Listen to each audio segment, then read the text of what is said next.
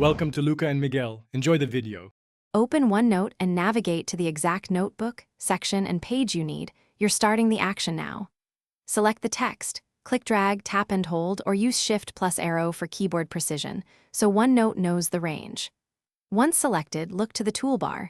The highlight tool sits near font formatting.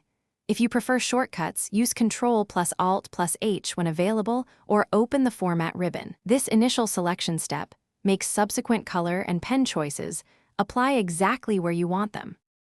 Click the highlighter icon on the Home ribbon and choose a color from the palette.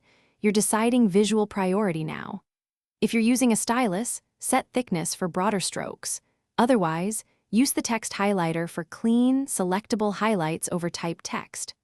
Once you've applied a color, use the Format Painter or the Copy Style shortcut to replicate that highlight across other passages. This saves time. Make sure to toggle between ink and text modes, so highlights remain editable later. Finalize by letting OneNote sync. Most versions autosave, but check the notebook sync status to confirm cloud backup. To remove a highlight, reselect the text and choose None in the highlighter, or use Ctrl plus Z immediately for a quick undo.